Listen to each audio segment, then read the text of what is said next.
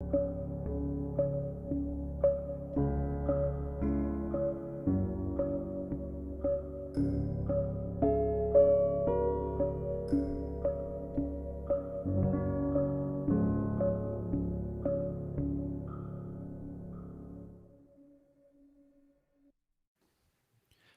welcome to another episode of the Capital Gains Tax Solutions podcast, where we believe most high net worth individuals and those who help them, they struggle with clarifying their capital gains tax deferral options. Not having a clear plan is the enemy, and using a proven tax deferral strategy, such as the Deferred Sales Trust, is the best way for you to eliminate the need for the 1031 exchange. Have a solution for all of the crazy Biden tax proposals that are on the horizon, and also you can create and preserve more wealth when selling cryptocurrency, real estate, or anything else that's subject to highly appreciated capital gains taxes. So I'm your host, Brett Swarts. In each episode, I'm joined by some of the best real estate, financial, wealth, and business minds in the world, where they share their ideas, deal stories, and inspiration. So together we can make complex tax deferral strategies simple and passive income plans achievable. I'm excited about our next guest. I would consider him what is known as like a Hall of Famer when it comes to all things commercial real estate and multifamily investing. In fact, he has been in the real estate investor since 2002, has invested in over 1,900 units with over $41 million in AUM. He's the co-founder of the Asset Management Summit, Asset Management Mastery Podcast, and co-author of the best-in-class real estate book. His expertise in asset management is his secret sauce, and he started developing those skills at a young age, and so much more. Please welcome to the show with me, Gary Lipsky. Hey, Gary, how you doing? Good. Thanks for having me on, Brett. Hey, I'm excited to dive into your stories. For our listeners, getting to know you for the first time, would you give us a little bit more about your story and your current focus? Yeah. So, I started investing in real estate in 2002. I didn't dive into it full time until the end of 2016.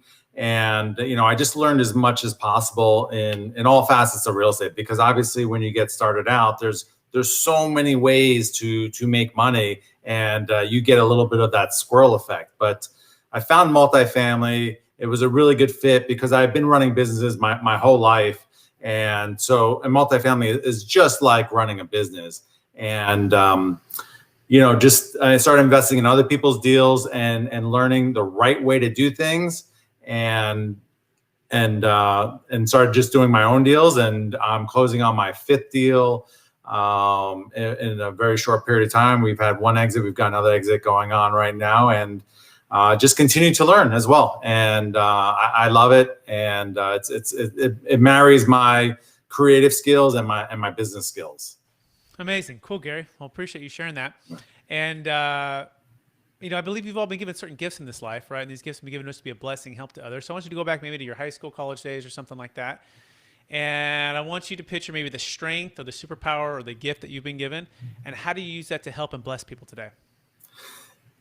It's a matter of taking action. And I learned that at a very young age. I never really worked for anyone else. And it's that ability to move things forward that I have, and that I, recommend to anyone. Like, you control your own destiny, and you just got to take action. You got to put one foot in front of the other and keep moving. There's this quote, how do you eat an elephant? And it's like bite, and that's how you approach things. And I know taking action can be daunting, but if you can push through that, then you can achieve pretty much, anything you set your mind to.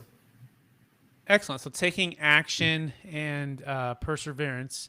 And the kind of the staples and the foundation of entrepreneurs and commercial real estate syndicators and operators. So excellent. So we're talking about becoming a best-in-class multifamily investor with Gary Lipsky. And Gary, I don't know if you want to hold up your book real fast. Gary recently wrote a book called Best in Class, and it is focused on multifamily real estate and building wealth through that. So Gary, what is the best kept secret you think in the book? Because most of our listeners are very, very experienced, right? They own multifamily, they've done syndications, they own big businesses, they're selling a highly appreciated asset, right? They're looking for more of a niche on how do I take it even a next level with tax flow versus just cash flow, right? And so what is the best kept secret you think for the advanced reader if they're jumping in to become best in class in their multifamily investing?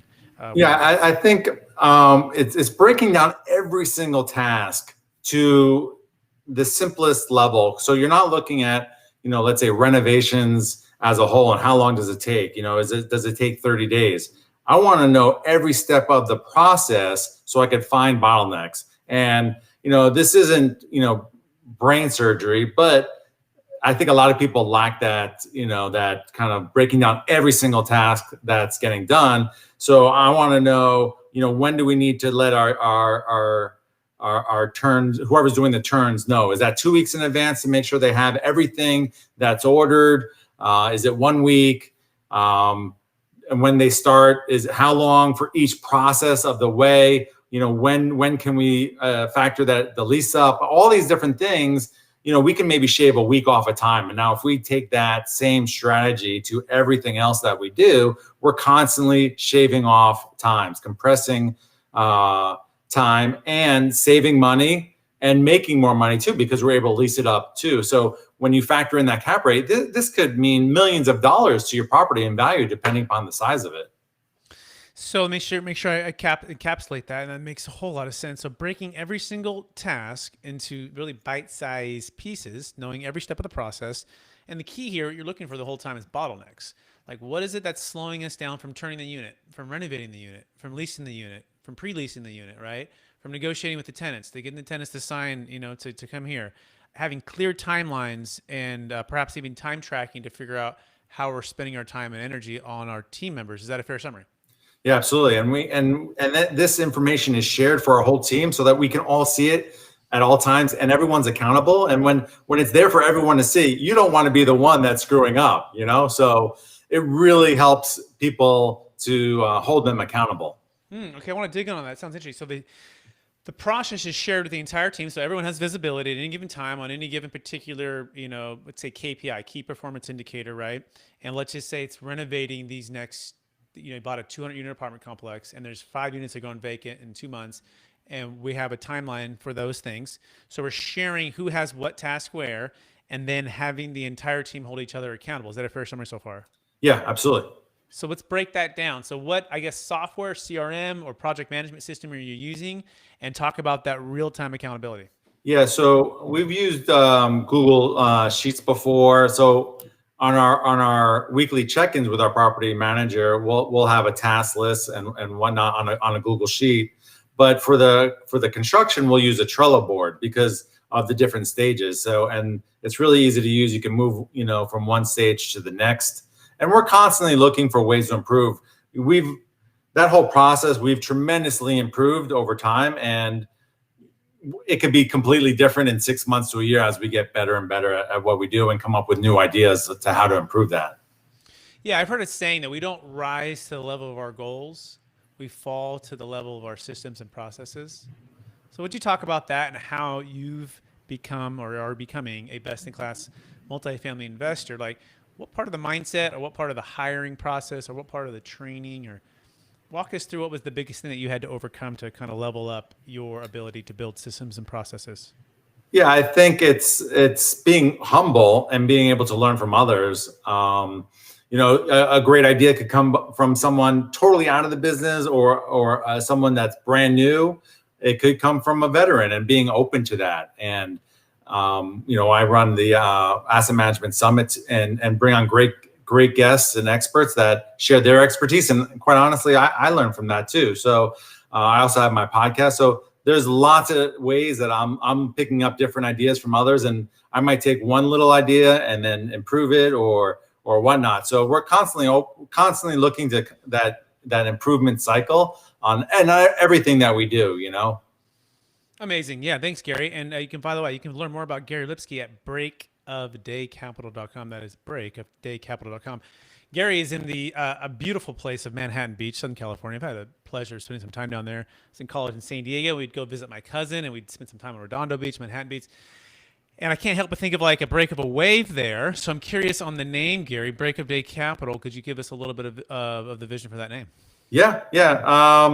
I'm not a surfer, so I wasn't thinking of waves. I do play beach volleyball, but I was thinking of, waking up early and attacking the day and, being excited about that new beginning and just a different way of thinking and doing things. So that's how I came up with that. It's cool. I like it. I dig it. It's good. So developing systems and processes, using Google Sheets, Trello boards, accountability, a line of sight for everybody, and then being humble enough and willing to learn, right? That the solution can come outside of the industry, it can come from a team member, it can come from anywhere. In other words, creating a safe place where ideas are encouraged, shared, and tested, right? And if they don't work, hey, let's go back to something else. But that's a way to improve. Is that a fair summary, Gary? Absolutely. And that safe space is so important because there is no perfection in anything that we do, and you've got to be able to, you're going to make mistakes sometimes, but if you can improve upon them and learn upon them, that's what you're looking for.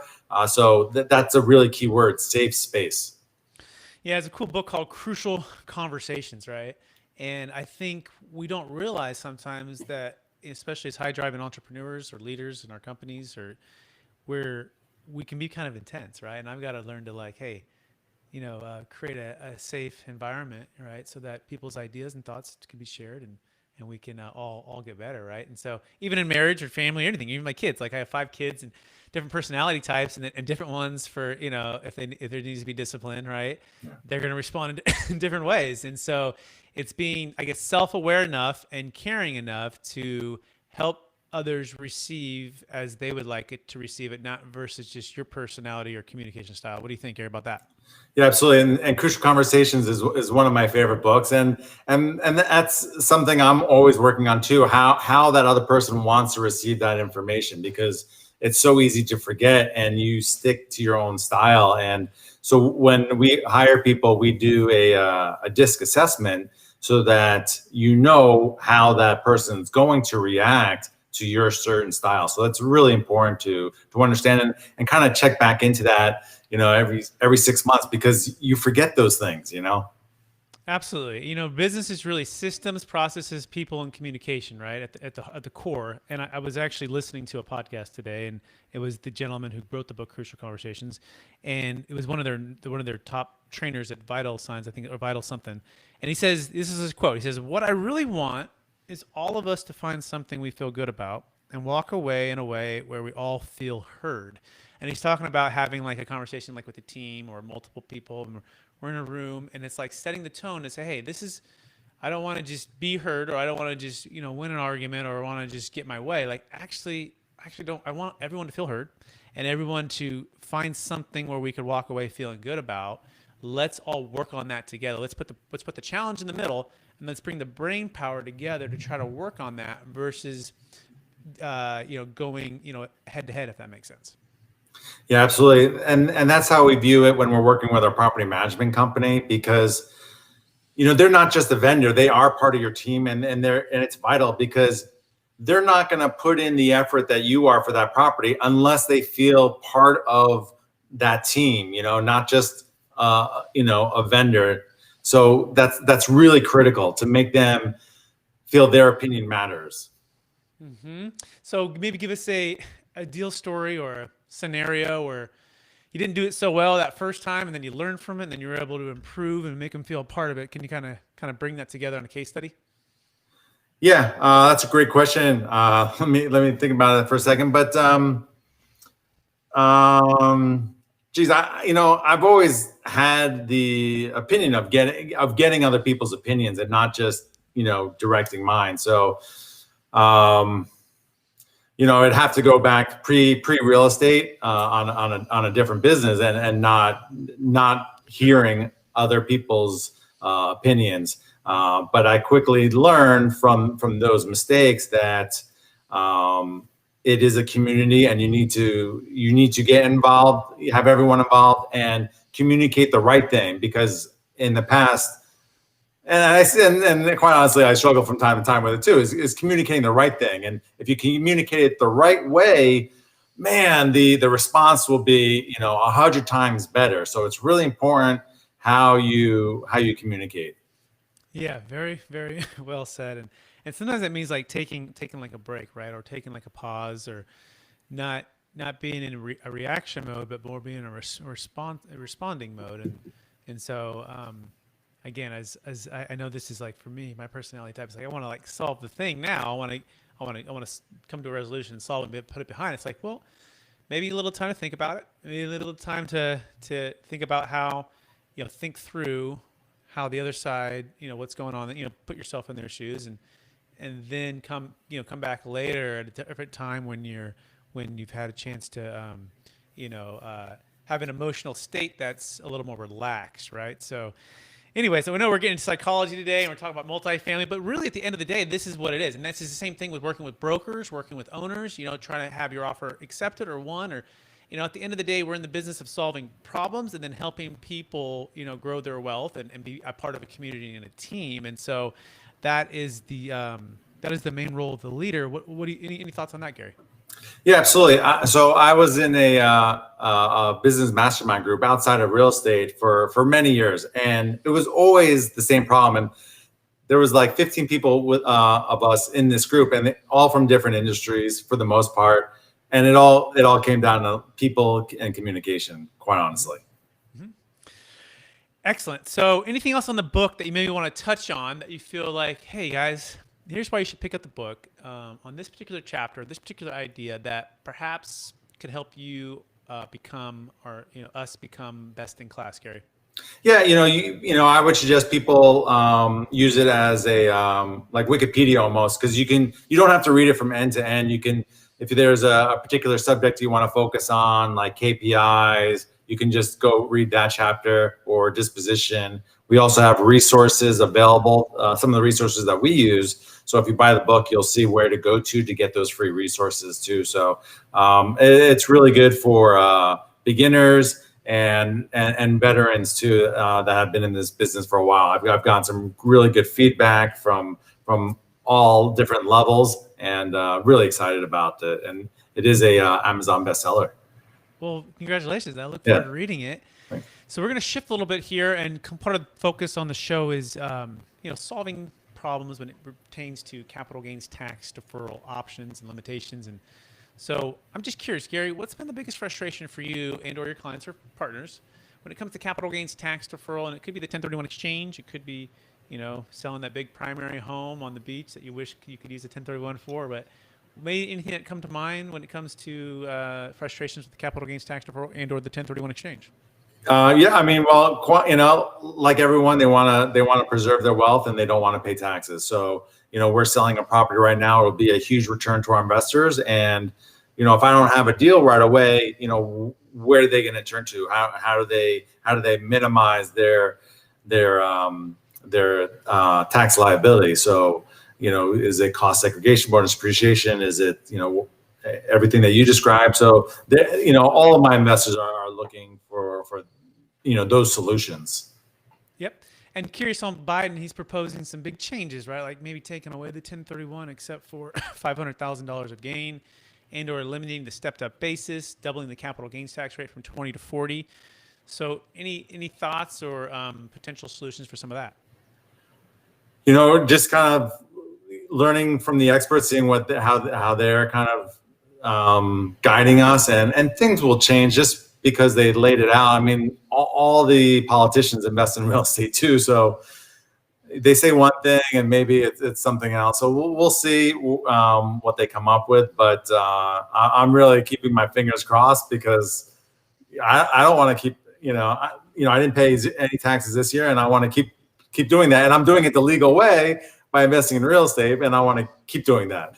Yeah, that makes sense. And curious, as a commercial syndicator, now we worked with a group. They had a $20 million asset in Nevada, $16 million multifamily property in Arizona, and they had a lot of LPs, and they were the two GPs. And like you said, a lot of times not all the LPs agree, or you might not find the 1031 property.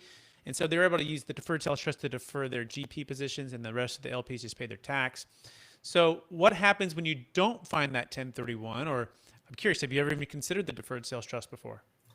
Yeah, I mean, I need to obviously learn a lot more about it and better understand it, and listen more to more of your podcasts about it. But yeah, cost segregation, bonus depreciation can be one solution.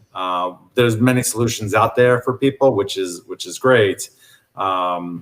So it's just a matter of of educating myself and others as well. Yep, absolutely. We love cost seg, especially when you have a brand new depreciation schedule, which you can achieve with the Deferred Sales Trust versus the 1031 where the old depreciation schedule travels. So if you want to learn more about all of that, you can go to the capitalgainstaxsolutions.com. That's capitalgainstaxsolutions.com.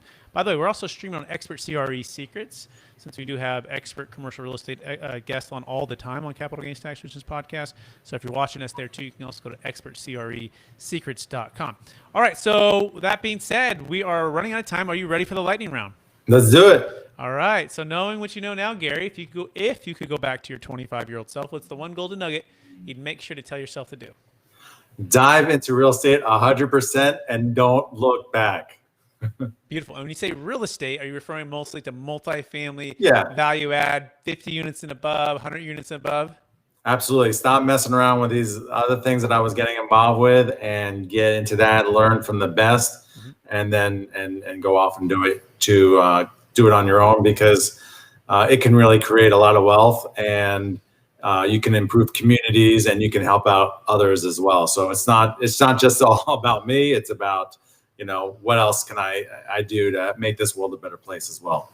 Absolutely. Multifamily, mobile home parks, senior housing, assisted living. Those are my three favorites. And it's such a need, and for housing and for care for baby boomers. And so, I couldn't agree with you more, Gary. Let's see. Second question. What's the number one book you've recommended or gifted in the past year besides Best in Class, which is an amazing book? Anything else that kind of comes to mind? It's funny that you mentioned Crucial Conversations, because I've definitely recommended that a number of times. Because I really like that book too. I think I read it about 10 years ago, and it's helped me not just for business, but for family, as you mentioned too. It could be applied to everything, and I definitely recommend it to everyone.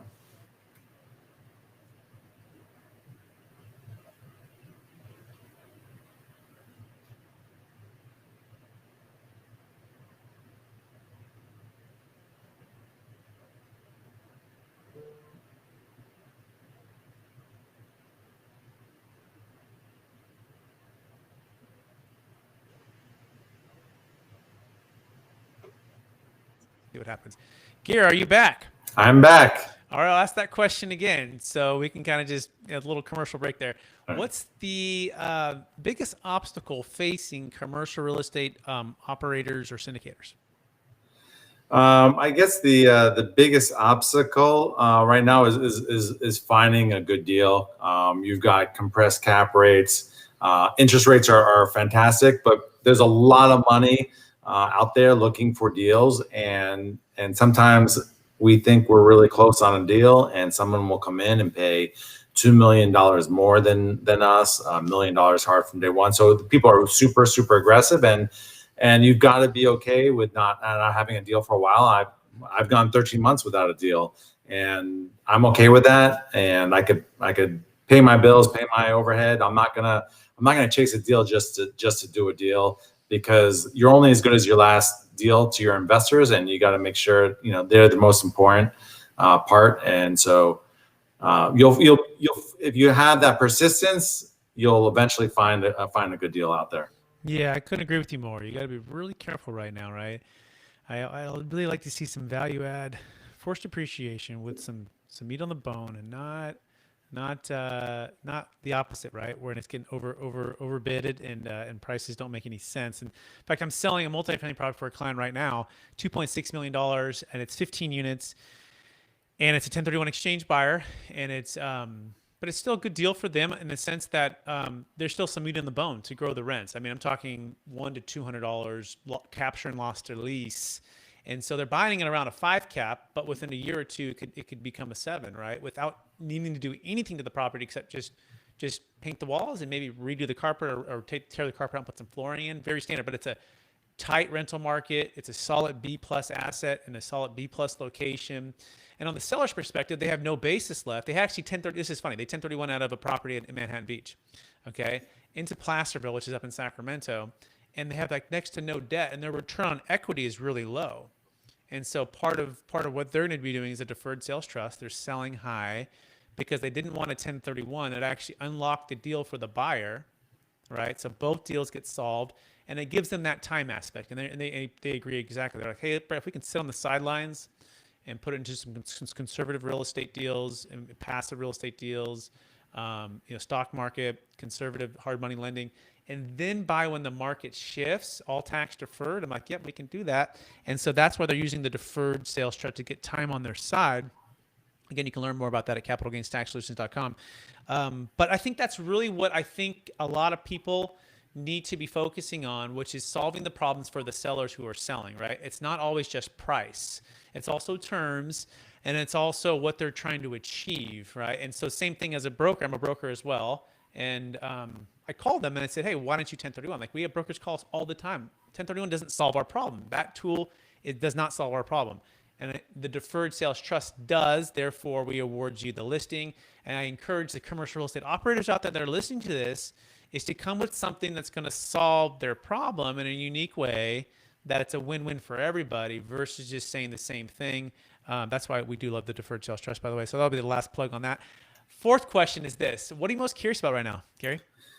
It's always about what's next. Is there a city that's going to be the next Phoenix or DFW, where cap rate's going? So it's always staying on top of all the information out there and trying to uncover where I should be focusing my attention to. So I'm always studying, the charts and all the data and seeing where I should be next. Yeah, skate to where the puck is going, like Brain Guetzi, right? Versus just staying where it's at. Excellent. Last question. After all your success, helping a lot of people. By the way, he has an awesome coaching program too, guys. By the way, this is he's 12 million in revenue and over 700 employees, while positively affecting over 9,000 students daily throughout Southern California.